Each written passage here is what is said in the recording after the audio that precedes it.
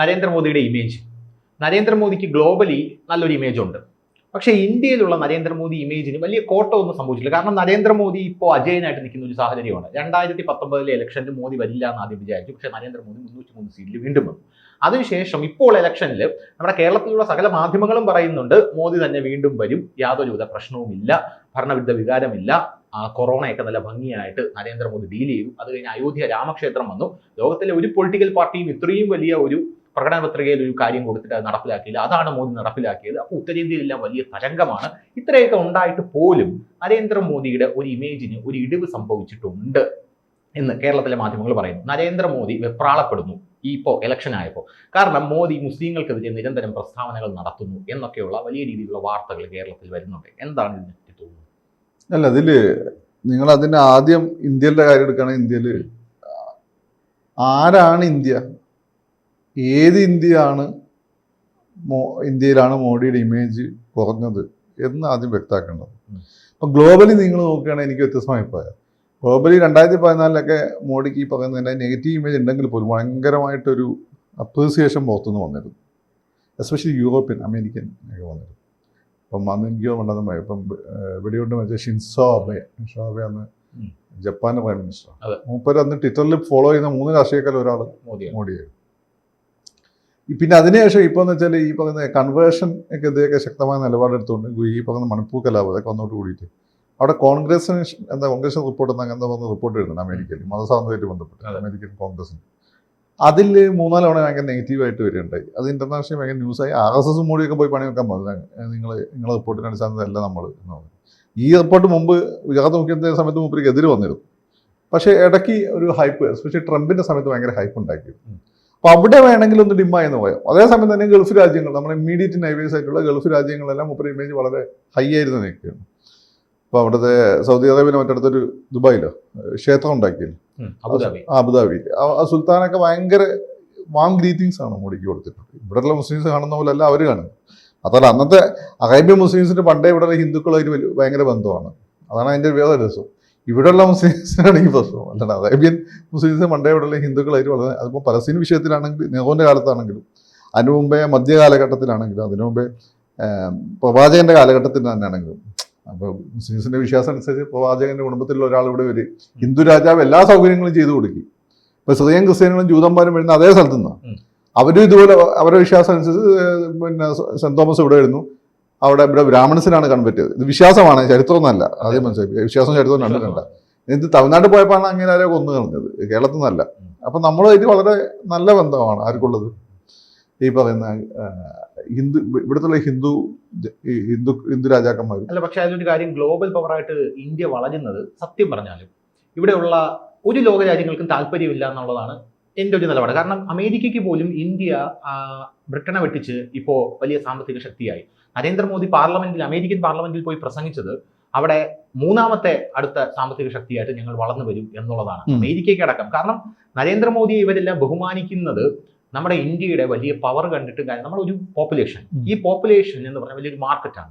ഈ മാർക്കറ്റ് ഇവർക്കെല്ലാം ആവശ്യമുണ്ട്. അതുകൊണ്ട് നരേന്ദ്രമോദി അതിന്റെ ശക്തി മനസ്സിലാക്കിയിട്ടാണ് നരേന്ദ്രമോദി സകല രാജ്യങ്ങളെയും ചൊൽപ്പടിക്ക് നിർത്തുന്നത്. സത്യം പറഞ്ഞാൽ നരേന്ദ്രമോദി ആർക്കും താല്പര്യമില്ല. ഇവർക്കെല്ലാം വലിയ രീതിയിലുള്ള നരേന്ദ്രമോദിയോടുള്ള ഒരു വലിയ രീതിയിൽ എതിർപ്പുണ്ട്. മോദി എങ്ങനെയെങ്കിലും താഴെ ഇറക്കണം എന്ന് പറഞ്ഞ് പ്രവർത്തിക്കുന്ന പല നേതാക്കന്മാരും ഉണ്ടല്ലോ, പല നേതാക്കന്മാരും ഉണ്ട്. ഈ മണിപ്പൂർ കലാപമൊക്കെ ചേട്ടൻ പറഞ്ഞതുപോലെ മണിപ്പൂർ കലാപമൊക്കെ അതിന്റെ പിന്നിൽ പല ഉള്ളുകളികളും ഉണ്ട് എന്ന് പല ആൾക്കാരും പറഞ്ഞിട്ടുണ്ട്. ജോർജ് സോറോസിനെ പോലെയുള്ള ആൾക്കാരൊക്കെ ഉണ്ടെന്ന് പറഞ്ഞിട്ടുണ്ട്. ഞാൻ ചോദിക്കുന്നത്, ഗ്ലോബൽ ഈ മോദിക്കുള്ള ഈ ഒരു അക്സെപ്റ്റൻസ് എന്ന് പറയുന്നത് നരേന്ദ്രമോദി തന്നെ പിടിച്ചു വാങ്ങിയ ഒരു അക്സെപ്റ്റൻസ് അല്ലേ? നമ്മുടെ ഈ ഇന്ത്യയുടെ ശക്തി എന്താണെന്ന് അവർക്ക് അറിയിച്ചു കൊടുക്കുക. അല്ലാതെ താങ്കൾ പറഞ്ഞതിനോട് എനിക്ക് യാതൊരുവിധ വിയോജിപ്പുമില്ല. സത്യമാണ്, മോദിയെ ഇപ്പോൾ അമേരിക്കയായിരുന്നാലും ഇഷ്ടമല്ല.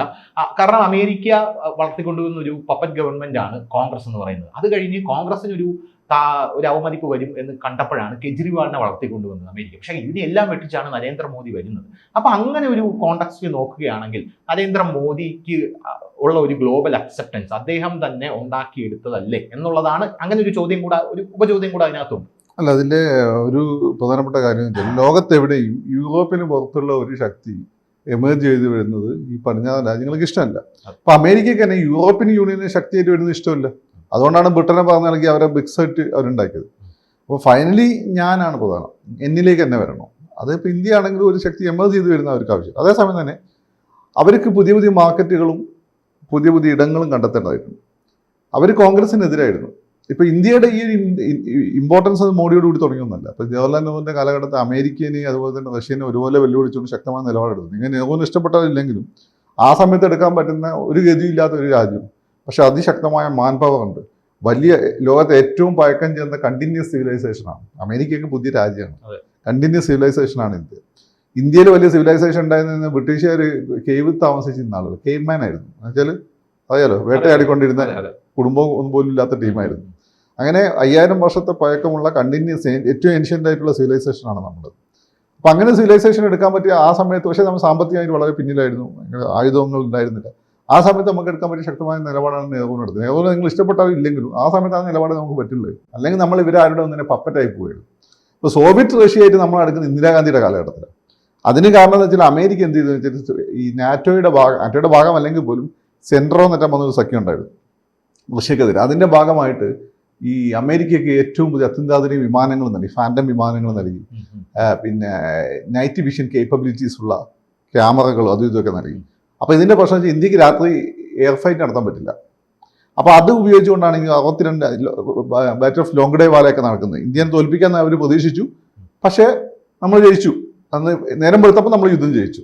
അന്നാണ് നമ്മൾ ആദ്യമായിട്ട് നമ്മൾ തന്നെ ഡിസൈൻ ചെയ്തിട്ടുള്ള വിമാനം ഉണ്ടായിരുന്നു, മാരുത് ഫൈറ്റർ ജെറ്റ്. അത് ഉപയോഗിച്ചാണ് നമ്മൾ അന്ന് അവിടെ ജയിച്ചത്. അതിനുശേഷം ആ പ്രൊജക്റ്റ് നമ്മൾ എന്ത് ചെയ്തു, നമ്മൾ സ്ക്രാപ്പ് ചെയ്തു. കോൺഗ്രസ് തന്നെ റഷ്യൻ മാഫിയയും യൂറോപ്യൻ മാഫിയയും എല്ലാം അതിനെതിരെ. കാരണം നമ്മളിവിടെ സ്വന്തമായിട്ട് വിമാനം അന്ന് ഡെവലപ്പ് ചെയ്തിരുന്നെങ്കിൽ എന്താ പ്രശ്നം വെച്ചാൽ ഇവരുടെ വിമാനങ്ങൾ നമ്മൾ മേടിക്കില്ല. അപ്പോൾ അവരുടെ മാർക്കറ്റ് അല്ലാതെ മാറും. അതിനുശേഷം പിന്നെയാണ് നമ്മളിപ്പം തേജസ് എന്ന് പറഞ്ഞ അടുത്ത വിമാനം നമ്മൾ ഇപ്പം ഡെവലപ്പ് ചെയ്തു വന്നത്. പക്ഷേ ഇന്ദിരാഗാന്ധി അങ്ങനെ ഒരു നിലപാടെടുത്തല്ലോ. അങ്ങനെയാണെങ്കിൽ അതേ കോൺടെക്സ്റ്റിൽ ഞാൻ ഒരു ചോദ്യം ചോദിക്കട്ടെ. കാരണം ഇന്ത്യയിൽ കോവിഡ് വാക്സിൻ വരുന്നു, അമേരിക്കയിൽ ഫൈസർ ഉണ്ട്, റഷ്യയിൽ സ്പുട്നിക് വാക്സിൻ ഉണ്ട്. ഇത്രയും വാക്സിനും വലിയൊരു മാർക്കറ്റായിട്ടുള്ള ഇന്ത്യയിൽ ഇവർക്ക് ഇറക്കാൻ സാധിക്കാത്ത ഒരു സാഹചര്യം നരേന്ദ്രമോദി സൃഷ്ടിച്ചില്ലേ? നരേന്ദ്രമോദി കോവിഷീൽഡും കോവാക്സിനും വികസിപ്പിച്ചെടുത്തു. അത് രണ്ടും ഇന്ത്യക്കാർക്കും ഇന്ത്യക്ക് പുറമെയുള്ള ദരിദ്ര രാജ്യങ്ങൾക്കും നരേന്ദ്രമോദി വിതരണം ചെയ്തു. അപ്പോൾ എന്തുകൊണ്ടാണ് മോദിക്ക് തോന്നാത്തത് എന്ന് പറഞ്ഞാൽ ഇവർ രണ്ടുപേരും ഞങ്ങൾക്ക് എതിരാകുമെന്ന് മോദിക്ക് തോന്നാത്തത് എന്തുകൊണ്ടാണ്? ആ ഒരു കോണ്ടെക്സ്റ്റിൽ നോക്കുമ്പം ഇന്ദിരയും മോദിയും കൂടെ നോക്കുമ്പം നരേന്ദ്രമോദി കുറച്ചുകൂടെ ഒന്ന് ബെറ്റർ ആയിട്ട് തോന്നുന്നു.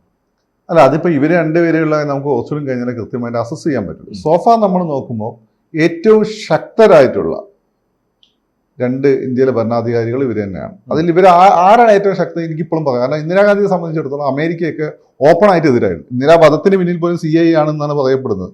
കാരണം അവരിന്നത് ഈ മോഡിനെ പോലെ തന്നെ നല്ല കുടുംബത്തിലാണ് ജനിച്ചതെന്ന് മാത്രമേ ഉള്ളൂ, പൈസ ഉള്ള കുടുംബത്തിലാണ്. പക്ഷെ അവർ ഒരുപാട് ബുദ്ധിമുട്ടുകളെ അമ്മായിമാരുടെ പിന്നെ കുത്തും ചവിട്ടും അവരുടെ വ്യക്തി ജീവിതത്തിൽ ഉണ്ടായിട്ടുള്ള ഫിറോസ് ഗാന്ധി ആയിട്ടുള്ള പ്രശ്നങ്ങളും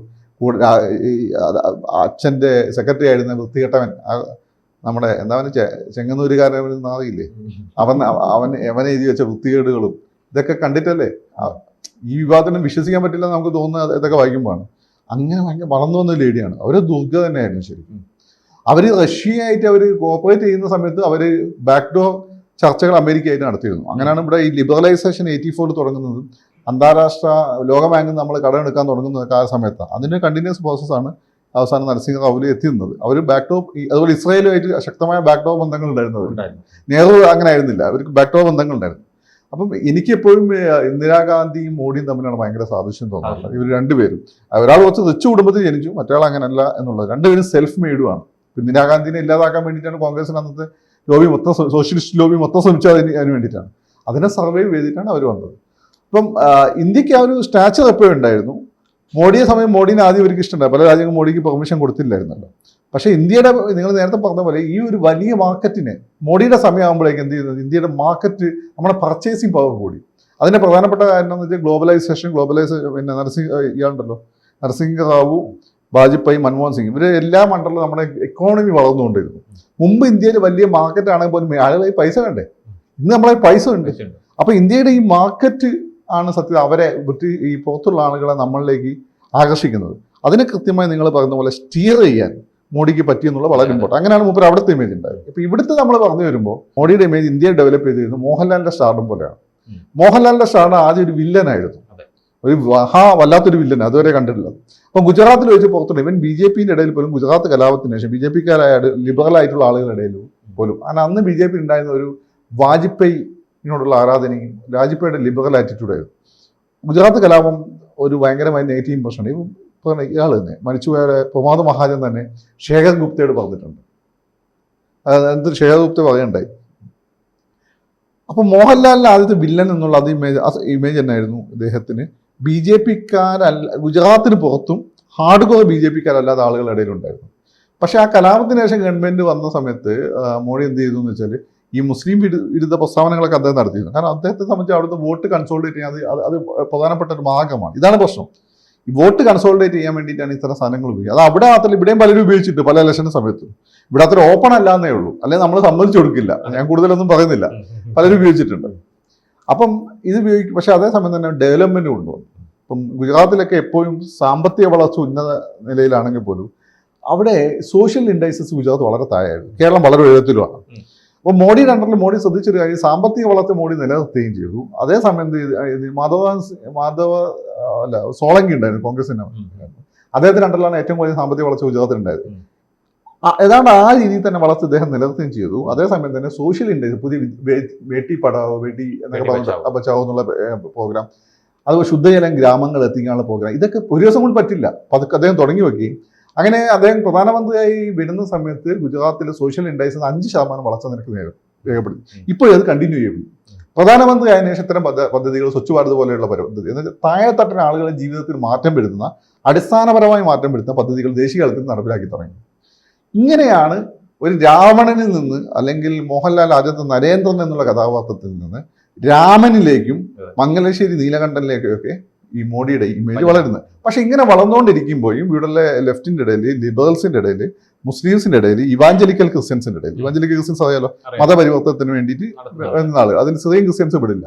അത് പ്രധാനമുള്ളത് CSI സഭയും അതുപോലെ തന്നെ ഈ പെന്തക്കോസ്റ്റുകാരും. അത് ഈ ഇന്ത്യക്ക് സ്വാതന്ത്ര്യം കിട്ടുന്ന സമയത്ത് ഈ നോർത്ത് ഈസ്റ്റ് സ്റ്റേറ്റുകളിലൊക്കെ ഇപ്പൊ മണിപ്പൂരിൽ തന്നെ 20-30 ക്രിസ്ത്യാനികളേ ഉള്ളൂ, അല്ലെങ്കിൽ 200 ക്രിസ്ത്യൻസേ ഉള്ളൂ. നെഹ്റുവിന്റെ ഈ കോൺഗ്രസ് ഗവൺമെന്റ് അണ്ടറിലാണ് ഇന്ന് അവർ അവിടുത്തെ ഏതാണ്ട് 22 ലക്ഷം മറ്റുണ്ട്. നോർത്ത് ഈസ്റ്റ് സ്റ്റേറ്റുകൾ മൊത്തം ഇവരൊന്നും തന്നെ ഈ പറയുന്ന നമ്മുടെ ഇവിടുത്തെ കൺവെൻഷണൽ ക്രിസ്ത്യൻ ചർച്ചസ് അല്ല, അതായത് സിറിയൻ ക്രിസ്ത്യൻസ് ഒന്നും അല്ല, റോമൻ കത്തോലിക്കർ പോലല്ലേ, പെന്തക്കോസ്റ്റുകളാണ്. പിന്നെ ബാപ്റ്റിസ്റ്റുകൾ എന്ന അമേരിക്കൻ ടീമുണ്ട്. അപ്പൊ അമേരിക്കൻ ഫണ്ടഡ് ആണ് ഇവർ. അമേരിക്ക എന്തുകൊണ്ട് അവിടെ അങ്ങനെ ഫണ്ടഡ് ആയിട്ട് ഒരു ഇവാഞ്ചലിക്കൽ പ്രവർത്തനം സ്റ്റേറ്റ് ഡിപ്പാർട്ട്മെന്റ് ആണ് ഇൻഡയറക്റ്റ്ലി നടത്തുന്നത്? എന്തുകൊണ്ട് നടത്തുന്നു എന്ന് ചോദിച്ചു കഴിഞ്ഞാൽ, അവർക്ക് പിന്നെ ട്രയാങ്കിൾ ഉണ്ടല്ലോ, ഇന്ത്യ, ചൈന, ബർമ്മ ഇരുന്ന്, അവിടെ അവർക്ക് ശക്തമായ ക്രിസ്ത്യൻ പ്രസൻസും ഭാവിയിലെ ക്രിസ്ത്യൻ രാജ്യം ആവശ്യമുണ്ട് ഇവരുടെ കൈ കണ്ടിട്ടുള്ളത്. ഇപ്പൊ ഫിലിപ്പൈൻസ് ക്രിസ്ത്യൻ രാജ്യമായി, it was not a Christian country, അമേരിക്കയുടെ ഇൻഫ്ലുവൻസ് ആണ്. Korea, it was a Buddhist country, ഇപ്പൊ അതൊരു ക്രിസ്ത്യൻ കൺട്രി ആയി മാറി. അങ്ങനെ അവർക്ക് എന്ത് ചെയ്യണം, ചൈനയെയും ഇന്ത്യനെയും ബർമ്മനെയൊക്കെ കൗണ്ടർ ചെയ്യാൻ വേണ്ടിയിട്ട് അവിടെ അതിശക്തമായ ഒരു പ്രസൻസ് വേണം, അവർ അമേരിക്കയുടെ പ്രസൻസ് വേണം. അതിന് ഏറ്റവും നല്ലത് അമേരിക്കൻ ക്രിസ്ത്യാനിറ്റിയാണ്. അതാണ് ഈ പറയുന്ന ബാപ്റ്റിസ്റ്റുകളും പെന്തക്കോസ്റ്റുകളും. ഇങ്ങനെയാണ് ആ ഏരിയ മൊത്തം അവർ ക്രൈസ്തവവൽക്കരിച്ചത്. അത് ബ്രിട്ടീഷുകാരല്ല, ബ്രിട്ടീഷുകാരെതിരായിരുന്നു. ബ്രിട്ടീഷുകാർ 1857 കലാപത്തിന് ശേഷം ഇവിടെ മാസ് കൺവേർഷൻ എതിരാണ്. കാരണം എന്തുകൊണ്ടാണ്? ഇന്ത്യക്കാരെതിരാവും അവർക്കറിയാം. അവർക്ക് ഇവിടെ രാഷ്ട്രീയ താല്പര്യം ഉണ്ടായിരുന്നുള്ളൂ. അതിനുശേഷം വന്ന നമ്മുടെ ഗവൺമെന്റുകളുടെ അണ്ടറിലാണ് ആ ഏരിയ മൊത്തം ക്രൈസ്തവവൽക്കരിക്കപ്പെട്ടത്. അത് ആ ക്രൈസ്തവവൽക്കരണം എന്ന് വെച്ചാൽ അവിടെ ഈ പറയുന്ന പാൽപ്പൊടിയും മറ്റു സ്കൂളുകളൊക്കെ തുടങ്ങി അങ്ങനെയാണ്, അല്ലെ ആയുധം ഉപയോഗിച്ചിട്ടൊന്നല്ല. അത് ഈ പറയുന്ന അന്നത്തെ ഗവൺമെന്റുകൾ ഫെസിലിറ്റേറ്റ് ചെയ്തത്. അതിനെ കൗണ്ടർ ചെയ്യാനാണ് RSS എന്ത് ചെയ്തത്, വനവാസി കല്യാണ ആശ്രമങ്ങൾ തുടങ്ങിയത്. അതുകൊണ്ടാണ് ആസാം പോലുള്ള മേഖലയിൽ ഇപ്പോഴും ഈ ഹിന്ദു മേധാവിത്വം തുടരുന്നത്. You get it? ഇതാണ് ഇതിന്റെ ഒരു കാര്യം. അപ്പം ഇവരൊക്കെ തന്നെ മോഡിക്കെതിരാണ്. അപ്പൊ ഇപ്പം ഇവരൊക്കെ തന്നെയാണ് എന്ത് പറയുന്നത്, മോഡിയുടെ ഇമേജ് ഇടിഞ്ഞു. അതിന്റെ അർത്ഥം അവർ മോഡിയിൽ നിന്ന് കൂടുതൽ പ്രതീക്ഷിച്ചിരുന്നു എന്നാണ്. മനസ്സിലായി? 2, മോഡിനെ സപ്പോർട്ട് ചെയ്ത് ഇവിടെ മാസ് ഹിന്ദു, ഒന്ന് നമ്മൾ സവർണ ഹിന്ദുക്കൾ, പിന്നെ അതേ OBC ഹിന്ദുക്കളെ സ്വാധീനിച്ചു തുടങ്ങുന്നു. പിന്നെ ദളിത് വിവാദം. ഇപ്പം UP-യിലൊക്കെ ബഹുജൻ സമാജ്വാദി പറഞ്ഞ ദളിത് പാർട്ടി ഇപ്പൊ ഇല്ലാതായിക്കൊണ്ടിരിക്കുക. ആളുകൾ മൊത്തം വരുന്നത് എങ്ങോട്ടാണ്? BJP-യിലേക്കാണ്. അതിൽ പ്രധാനപ്പെട്ട കാരണം അവിടെ ദളിതൻ എഴുതുന്ന ഏറ്റവും വലിയ പ്രശ്നം എന്തായിരുന്നു? ഒന്ന് ഈ പറയുന്ന പോലെ വൃത്തിയുടെ ശുദ്ധജല അവർക്ക് ലഭ്യത, 2 ടോയ്ലറ്റുകൾ, അറിയാലോ. മൂന്നാമത്തെ കാര്യം എന്ന് വെച്ചാൽ ഗുണ്ടകളായിരുന്നു. ഈ ഗുണ്ടകളെ ഈ യോഗി ആദിത്യനാഥ് അടിച്ച് ഒതുക്കി കളഞ്ഞു. അപ്പം മോഡിയിലൂടെയും യോഗി ആദിത്യനാഥിലൂടെയും ഈ ദളിതനും എന്ത് ചെയ്തു, പതുക്കെ കൂടുതൽ ഈ പ്രദേശം ഇന്ത്യ ഹാർലാൻഡിൽ നിങ്ങൾ ഈ പറയുന്ന അവിടുത്തെ ഏറ്റവും വലിയ ഹിന്ദുത്വത്തിന്റെ ശത്രുക്കൾ എന്ന് പറയുന്ന ആളുകൾ മുസ്ലിംസ് അല്ല, ഈ ദളിത് വിവാദപ്പെട്ട അനുകൂലമാണ്. പക്ഷെ അനുകൂലമായി വരുന്നേ ഉള്ളൂ. കാരണം അവരുടെ ഇടയിൽ നിന്ന് ലീഡർഷിപ്പ് കൊണ്ടുവരാൻ, അവർക്ക് അവരുടെ ഇടയിൽ വികസനം കൊണ്ടുവരാൻ, പുരോഗതി കൊണ്ടുവരാൻ, വികസനം എന്ന് മാറ്റി രാജീവ് ചന്ദ്രശേഖരന്റെ പുരോഗതിയാണ് നല്ലത്, പുരോഗതി കൊണ്ടുവരാനും BJP ശ്രമിക്കുന്നുണ്ട്. അതിന്റെ ഒരു ഗുണം, പക്ഷെ അതിന്റെ ഗുണം കിട്ടാൻ കുറച്ചുകൂടി ടൈം എടുക്കും. ഇപ്പം പെട്ടെന്ന് കിട്ടുന്നത് ഇവരാണ്, ആര്? ഈ ദളിത് വിഭാഗങ്ങളാണ്. അപ്പം ഹിന്ദുസിന്റെ ഇടയിലാണ് അദ്ദേഹത്തെ ഇമേജ് പൊതുവെ കൂടുതൽ. പിന്നെ സിറിയൻ ക്രിസ്ത്യൻസിന്റെ ഇടയിൽ അദ്ദേഹത്തെ ഇമേജ് ഉണ്ട്, നല്ല ഇമേജ് ഉണ്ട്. അതുപോലെ തന്നെ ചെറിയ ജൂയിഷ് കമ്മ്യൂണിറ്റി അവരുടെ ഇടയിലുണ്ട്, പാർസികളുടെ ഇടയിൽ നല്ല ഇമേജ് ഉണ്ട്. ഇത് ഈ ഇമേജിനൊന്നും ഒന്നും പറ്റിയിട്ടില്ല, സിമെന്റഡ് ആയിട്ട്. പക്ഷേ നരേന്ദ്രമോദി ഇപ്പോ ഇന്ത്യയിലുള്ള മുസ്ലിംസിനെതിരെ വലിയ രീതിയിലുള്ള വംശീയ വിദ്വേഷം പടർത്തിവിടുന്നു എന്നാണ് കേരളത്തിലെ മാധ്യമങ്ങൾ പറഞ്ഞുകൊണ്ടിരിക്കുന്നത്. പക്ഷെ മോദിക്ക് അറിയാം ഇന്ത്യയിൽ ഏതൊക്കെ മുസ്ലിങ്ങളുടെ വോട്ടുകളാണ് കൃത്യമായിട്ട് ബി.ജെ.പിയുടെ വോട്ട് ബാങ്കിലേക്ക് വരുന്നത്. ഞാൻ നേരത്തെ പറഞ്ഞ പോലെ യു.പിയിലെ പശ്മന്ത വിഭാഗം, മുസ്ലിം വിഭാഗം, ദളിത് മുസ്ലിങ്ങളുണ്ടല്ലോ ഉത്തർപ്രദേശിലെ, കൃത്യമായിട്ട് അവരുടെ വോട്ടുകളെല്ലാം യോഗി ആദിത്യനാഥിന്റെ കയ്യിലേക്ക് വരും എന്നുള്ള കൃത്യമായിട്ടുള്ള നരേന്ദ്രമോദിയുടെ ധാരണയുണ്ട്. പിന്നെ കേരളത്തിലേക്ക് നോക്കിക്കഴിഞ്ഞാൽ കേരളത്തിൽ മുസ്ലിങ്ങളുടെ 0% വോട്ട് പോലും നരേന്ദ്രമോദിക്കോ ബി.ജെ.പിക്കോ കിട്ടില്ല എന്ന് മോദിക്ക് കൃത്യമായിട്ടുള്ള ധാരണയുണ്ട്. അപ്പൊ സകല വശവും നോക്കിയിട്ട് നരേന്ദ്രമോദി നടത്തുന്ന കൃത്യമായിട്ടുള്ള ഒരു പ്ലാനിംഗ് ആണോ ഈ പരാമർശം, അല്ലെങ്കിൽ നരേന്ദ്രമോദി യാതൊരുവിധ മുന്നൊരുക്കങ്ങളും ഇല്ലാതെ എന്തും വരട്ടെ എന്ന് പറഞ്ഞ് നടത്തുന്ന പരാമർശമാണ്? അങ്ങനെയല്ല, സ്ട്രാറ്റജിയാണ്. കാരണം 400 സീറ്റ് കിട്ടും എന്നുള്ളൊരു ഫീലായിരുന്നു ആദ്യം ഉണ്ടായിരുന്നില്ല. ആവശ്യത്തെ പുനർനിർമ്മാണത്തോടൊക്കെ പോയി. പക്ഷെ അത്ര കിട്ടില്ല, ഇപ്പം മനസ്സിലായി. അത് ബുദ്ധിമുട്ടാണ്. അന്നൊക്കെ രാജീവ് ഗാന്ധിക്ക് തന്നെ ഇന്ദിരാഗാന്ധി എന്നുള്ള അത്രയും വലിയ മാസ് ലീഡറെ കൊല ചെയ്യപ്പെട്ട ഒരു പ്രത്യേക തരംഗത്തിലാണ് കിട്ടിപ്പോയത്. അപ്പം അത്ര കിട്ടില്ല എന്ന് മനസ്സിലായി. പക്ഷെ എങ്കിലും ബി.ജെ.പി ഒറ്റയ്ക്ക് ഭൂരിപക്ഷം കിട്ടും. പക്ഷെ ഒറ്റയ്ക്ക് ഭൂരിപക്ഷം, ജസ്റ്റ് ഭൂരിപക്ഷം കിട്ടിയാൽ അത് ബി.ജെ.പിയുടെ മോഡിയുടെ ഇമേജിന് നെഗറ്റീവാണ്. അങ്ങനെ കംഫർട്ടബിൾ ആയിട്ടുള്ള ഒരു കേവലം മെജോറിറ്റി കിട്ടും. അപ്പൊ അതിന് ഏറ്റവും നല്ല സംഭവം എന്ന് വെച്ചാൽ ഈ പറയുന്ന കമ്മ്യൂണൽ കാർഡാണ്. ആന്റി മുസ്ലിം കാർഡിന് ഇപ്പോൾ ഉത്തരേന്ത്യയിൽ നല്ലൊരു മാർക്കറ്റ് ഉണ്ട്. ഉത്തരേന്ത്യ മാത്രമല്ല, പല സ്ഥലത്തും മാർക്കറ്റിന് നമുക്ക് പലരും ഉപയോഗിക്കാറുണ്ട്. അപ്പോൾ ഈ ഒരു ഘട്ടത്തിൽ മൂപ്പര് പ്രസംഗത്തിൽ 10 മിനിറ്റ് ഉണ്ടെങ്കിൽ 9 മിനിറ്റും പറയുന്നത് ഡെവലപ്മെന്റും മറ്റു കാര്യങ്ങളൊക്കെ ആണ്. അവസാനം 1 മിനിറ്റ് മൂപ്പര് എന്ത് ചെയ്യും? ഫയർ വർക്കാണ്. അപ്പാണ് ഇത് ഉപയോഗിക്കുന്നത്. അത് ഹിന്ദു വോട്ടുകളുടെ കൺസോൾട്ടേഷന് സഹായിക്കും. അതാണ് അല്ല, വേറെ സംഭവം അതിലില്ല. പിന്നെ കേരളത്തിലെ മുസ്ലിം അടിസ്ഥാനത്തിലുള്ള മുസ്ലിങ്ങൾ വളരെ കുറവാണ്. മിഡിൽ ക്ലാസ് ആണ്. ഗൾഫ് പണത്തിൻ്റെയൊക്കെ സാധ്യത മിഡിൽ ക്ലാസ് ആണ്. അപ്പം കേരളത്തിലെ മുസ്ലിങ്ങളെ ആ രീതി പെട്ടെന്ന് സ്വാധീനിക്കാൻ പറ്റുന്ന ഈ ഭാഗത്ത് ദേശീയവാദി മുസ്ലിങ്ങളുണ്ട്. ദേശീയവാദി അബ്ദുള്ളക്കുട്ടി നല്ല ദേശീയവാദികൾ. സ്വാതന്ത്ര്യ സമര കാലഘട്ടത്തിൽ ഇന്ത്യയുടെ കൂടെ ആളുകളാണ്. അവരെ പിന്നെ കമ്മ്യൂണിസ്റ്റുകാർക്കും വേണ്ട, കോൺഗ്രസ്സുകാർക്കും വേണ്ട. ആ കുടുംബത്തിൽപ്പെട്ട പിള്ളേരൊക്കെ ഇപ്പോൾ ജോലിയൊക്കെ മേടിച്ച് അവർ സ്വസ്ഥമായി രാഷ്ട്രീയത്തിലില്ലാതെ സ്വസ്ഥമായിട്ട് ഇരിക്കുന്ന ആളുകളാണ്. പക്ഷെ അത്തരം കുടുംബങ്ങളിൽ നിന്നൊക്കെ സപ്പോർട്ട് കിട്ടും. 2 കച്ചവടക്കാർക്ക് സപ്പോർട്ട് വേണമല്ലോ. ഇവിടെ സിറിയൻ ക്രിസ്ത്യൻ കച്ചവടക്കാർക്ക് ബി.ജെ.പിന്റെ സപ്പോർട്ട് കിട്ടണം. അതുകൊണ്ടാണ് അവർ ആ നിലപാട് മുമ്പേ എടുത്തിട്ടുള്ളത്. അപ്പം അതൊക്കെ ആണെങ്കിലും മുസ്ലിം കച്ചവടക്കാർ എന്ത് ചെയ്യും? ഈ നിലപാടിലേക്ക് വരാതെ പറ്റില്ല. അതുപോലെ തന്നെ പുറത്തൊക്കെ വിദ്യാഭ്യാസ സ്ഥാപനങ്ങൾ നടത്തുന്ന നമ്മുടെ മുസ്ലിം സംഘടന, അവർക്ക് വരാതെ പറ്റില്ല. അപ്പം എന്ത് ചെയ്യുമെന്ന് വെച്ചാൽ, ഇപ്പം നമ്മളൊക്കെ മോഡി നല്ലത് ഇതിന് നമ്മൾ പറയുകയും മോഡിയുടെ ഭാഗത്ത് വീഴ്ചയുണ്ടായി ചൂണ്ടിക്കാണുകയും ചെയ്യുന്ന ആളാണ്. അതിൻ്റെ പുറത്ത് നമ്മളെയൊക്കെ കുറ്റം പറയുന്ന ആളുണ്ട്. ഇവന്മാരൊക്കെ നാളെ എന്ത് ചെയ്യുമെന്ന് വെച്ചാൽ മോഡി തെറ്റ് ചെയ്താൽ അതിനെ കൊണ്ട് ന്യായീകരിക്കുന്ന അവസ്ഥയിലേക്ക് വരും. ഇപ്പം നരേന്ദ്രമോദി വാജ്പേയി ഉണ്ടായിരുന്നപ്പോൾ വാജ്പേയിക്ക് നെഗറ്റീവ് ഇമേജ് ഉണ്ടായിരുന്നു. മോദി വന്നപ്പോൾ വാജ്പേയി പൂവിട്ട് പൂജിക്കുന്നു. ഇനി യോഗി വരുമ്പോൾ മോദി പൂവിട്ട് പൂജിക്കുന്നു. അങ്ങനെ കാണും മോഡി ഭയങ്കര സംഭവമായിരുന്നു. ഇവർക്കൊന്നും ഒരു ദീർഘവീക്ഷണമില്ല. ഇവർക്ക് സ്വന്തം കാഴ്ചപ്പാട്, ആരോ പടച്ചുവിടുന്ന ചില കാര്യങ്ങളുടെ പുറത്ത് സ്വന്തം കാഴ്ചപ്പാടുകൾ ഉണ്ടാക്കുകയാണ്. ഒന്ന് ചരിത്രത്തിൽ പഠിക്കുകയോ ഒന്നും ചെയ്യുന്നില്ല. അങ്ങനെ പഠിച്ചു കഴിഞ്ഞാൽ നമുക്ക് മനസ്സിലാവും. ഇപ്പോഴും മുസ്ലിങ്ങൾ പറയുന്ന ഒരു കാര്യം എന്ന് വെച്ചാൽ, ബി.ജെ.പി വന്നു കഴിഞ്ഞാൽ മുസ്ലിം 2ാം കിട പൗരന്മാരായി പോകുന്നുള്ള. സത്യത്തിൽ ഇന്ത്യയിൽ മുസ്ലിങ്ങൾ 2ാം കിട പൗരന്മാരാണിപ്പോൾ. അത് സച്ചാ കമ്മീഷൻ റിപ്പോർട്ട് പറയുന്നുണ്ട്. സച്ചാ കമ്മീഷൻ റിപ്പോർട്ട് ഓരോ മുസ്ലിം ദിവസം 2 തവണയെങ്കിലും അയാളുടെ ദേശസ്നേഹം തെളിയിക്കേണ്ട ആവശ്യകതയുണ്ട്. അപ്പോൾ ഈ ഇത്രയും കാലം ഇന്ത്യ ഭരിച്ചാരാ? കോൺഗ്രസ്, സോഷ്യലിസ്റ്റ്, പിന്നെയാണ് ബി.ജെ.പി വരുന്നുള്ളൂ. അപ്പോൾ ഇതൊരു വാസ്തവമാണ്. ആ വാസ്തവത്തിൽ വരാൻ കാരണം ഇവർ വോട്ട് ബാങ്കായി നിലനിർത്തിക്കൊണ്ട് ഇവരങ്ങനെ നിലനിർത്തുകയായിരുന്നു. മോഡി ബി.ജെ.പിയുടെ പ്രഖ്യാപിത പ്ലാൻ അങ്ങനെയല്ല, അവരെയും കൂടി മുന്നോട്ട് കൊണ്ടുവരിക എന്നുള്ളത്. എന്ന് വെച്ചാൽ ചില ആളുകൾക്ക് പ്രധാനമന്ത്രി സ്ഥാനം രാഷ്ട്രപതി സ്ഥാനമൊക്കെ നൽകി അവരുടെ കുടുംബത്തെ ഒരു ചിഹ്നമായി നിലനിർത്തിക്കൊണ്ട് ബാക്കി മുസ്ലിങ്ങൾ ചൂഷണം ചെയ്യുന്ന പരിപാടി നടത്തി. നിങ്ങൾ ഈ പറഞ്ഞ പോലെ പശ്മട മുസ്ലിംസിനെ പോലുള്ള ആളുകൾ അടിസ്ഥാനത്ത് വളർത്തിക്കൊണ്ടിരുന്ന പ്ലാനാണ് ബി.ജെ.പിക്ക്. അതിന്റെ പുറമെ ചിലപ്പോൾ ഇന്ത്യയിൽ ഇനിയിപ്പോൾ ഒരു മുസ്ലിം രാഷ്ട്രപതി വേണമെന്നില്ല, മുസ്ലിം മന്ത്രി. പക്ഷേ സാധാരണ മുസ്ലിങ്ങൾക്ക് അവരുടെ ആത്മാവിനകത്തോട് ജീവിക്കാൻ പറ്റുന്ന അവസ്ഥാവിശേഷം ഉണ്ടാവും. അതിപ്പോൾ ഇല്ല.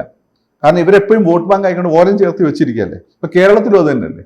മോഡി ഏറ്റവും കൂടുതൽ മുദ്രാ ലോണുകൾ ഞാൻ അടുത്തിടെ കേട്ടത്, ഏറ്റവും കൂടുതൽ മുദ്രാ ലോണുകൾ പോകുന്ന ഒരു സ്ഥലം മലപ്പുറമാണ്. പക്ഷെ ഏറ്റവും കൂടുതൽ മോഡി വിരുദ്ധതയുള്ള അവിടെ.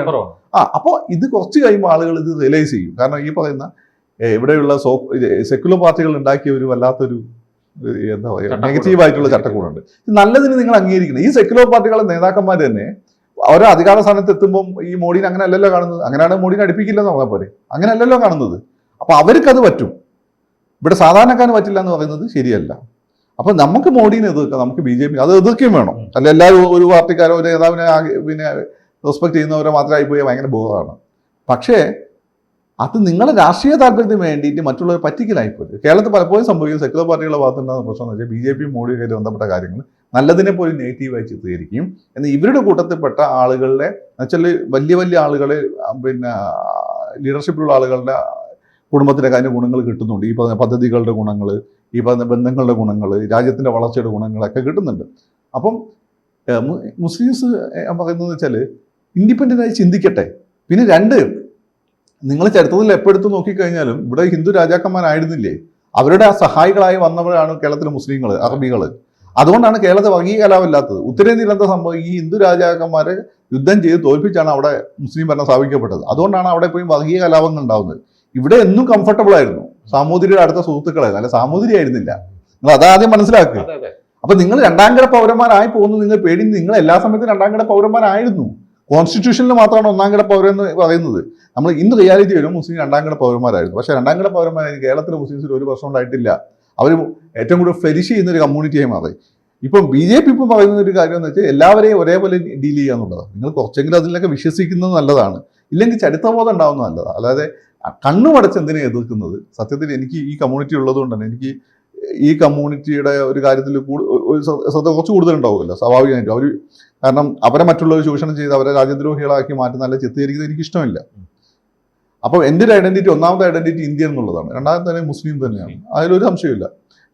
പലരുടെയും പ്രശ്നം എന്ന് വെച്ചാൽ ഒന്നാമത്തെ രണ്ടാമത്തെ ഐഡന്റിറ്റി അവർ മുസ്ലിം ആക്കുന്ന പോയാണ് പ്രശ്നം. അങ്ങനെ ആകാൻ പാടില്ല. നമ്മൾ ഒന്നാമത്തെ ഐഡന്റിറ്റി ഇന്ത്യനാണ്, രണ്ടാമത്തെ ഐഡന്റിറ്റിയാണ് മുസ്ലിം.